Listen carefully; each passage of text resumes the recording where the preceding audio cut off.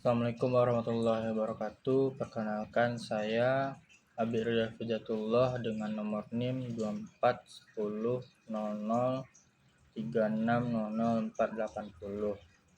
dari Fakultas Hukum Universitas Eka Sakti dengan mata kuliah Sosiologi Hukum kelas 4A6 dengan dosen pengampu yaitu Bapak Dr. Laurentius Arliman Simbolon SH MH MKN. Pada kesempatan kali ini saya akan membahas mengenai efektivitas penyelesaian sengketa melalui mediasi. Dalam kehidupan sehari-hari, sengketa dapat terjadi antara individu, keluarga, perusahaan, maupun pemerintah. Penyelesaian melalui pengadilan seringkali membutuhkan waktu yang lama, biaya yang besar, dan dapat merusak hubungan antar pihak. Oleh karena itu, mediasi menjadi salah satu solusi yang banyak digunakan karena mengedepankan musyawarah dan mufakat.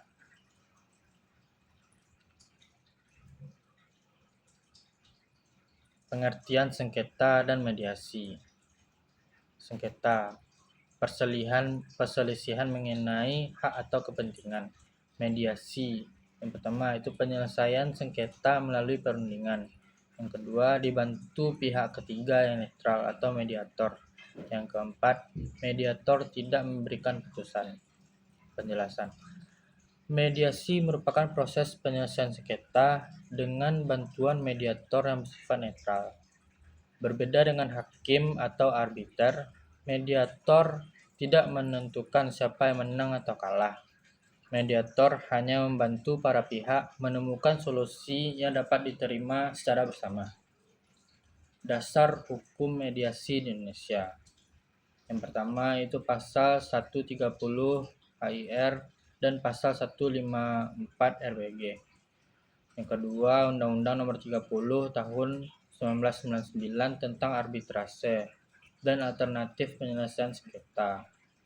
3. Perma Nomor 1 Tahun 2016 tentang prosedur mediasi di pengadilan.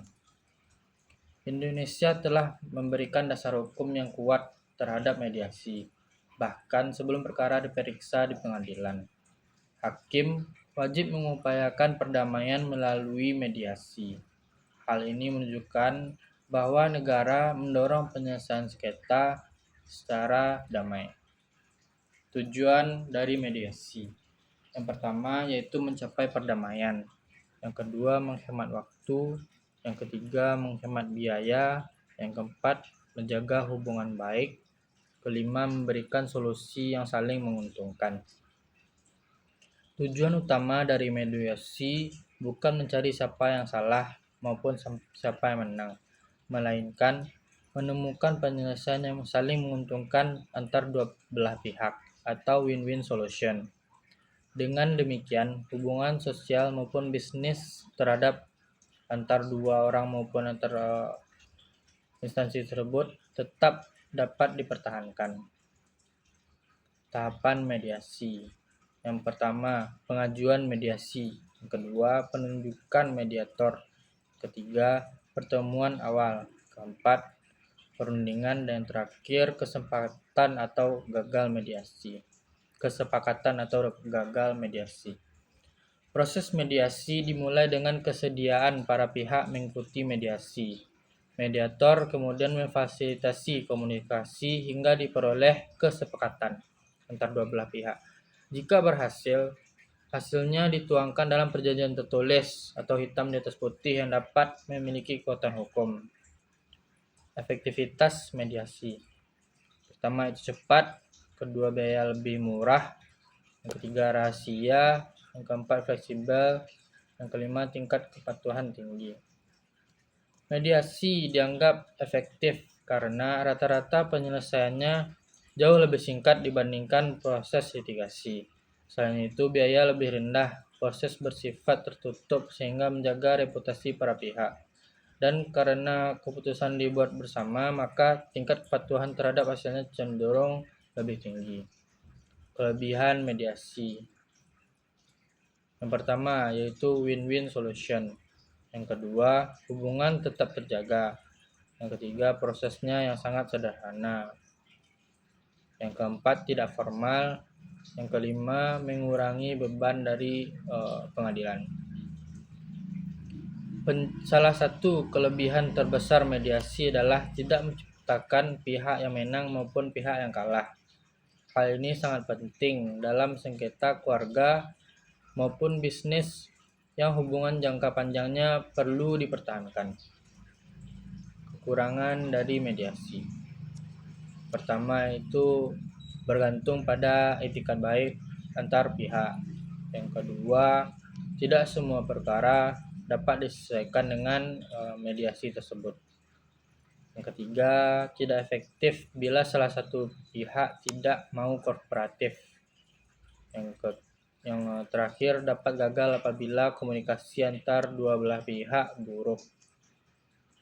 Keberhasilan mediasi sangat bergantung pada kesediaan kedua belah pihak. Jika salah satu pihak hanya ingin mengulur waktu atau tidak bersedia untuk berkompromi, maka mediasi berkemungkinan besar tidak akan berhasil. Faktor penentu keberhasilan mediasi. Yang pertama itu mediator yang harus profesional. Yang kedua, etikat baik antara para pihak. Yang ketiga, komunikasi yang efektif. Yang keempat, membangun kepercayaan. Yang kelima, dukungan dari regulasi. Mediator memiliki peran yang sangat amat penting dalam menjaga komunikasi tetap kondusif. Selain itu, keberhasilan juga dipengaruhi oleh adanya rasa saling percaya dan kemauan untuk mencapai suatu kesepakatan. Contoh penerapan mediasi. Yang pertama yaitu sengketa perceraian. Yang kedua, sengketa warisan. Yang ketiga, sengketa tanah. Yang keempat, sengketa bisnis. Yang kelima, sengketa perbankan. Contohnya yaitu adalah pada sengketa bisnis antara dua perusahaan. Apabila diselesaikan melalui pengadilan, hubungan kerjasama dapat berakhir.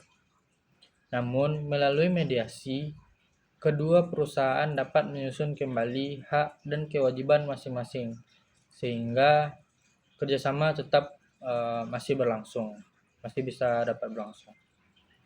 Tantangan mediasi di Indonesia.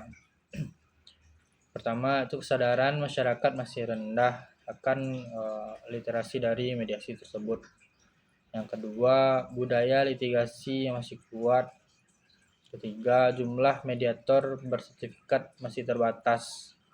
Yang keempat, tidak semua kesepakatan dapat dicapai.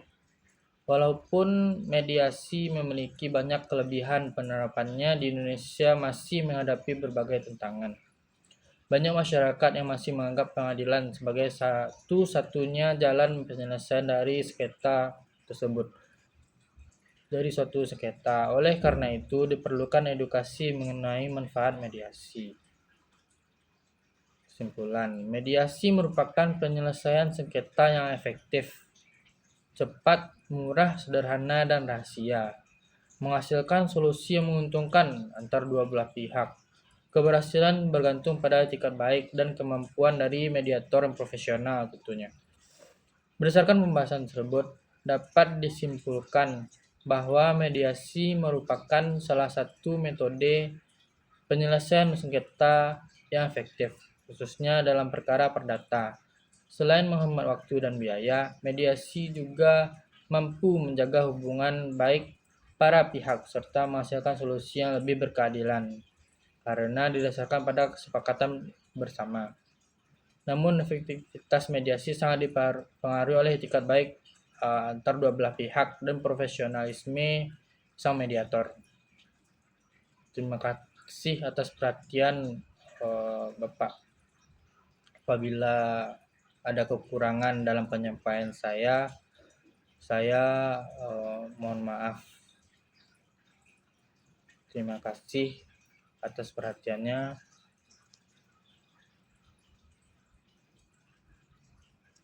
Assalamualaikum warahmatullahi wabarakatuh.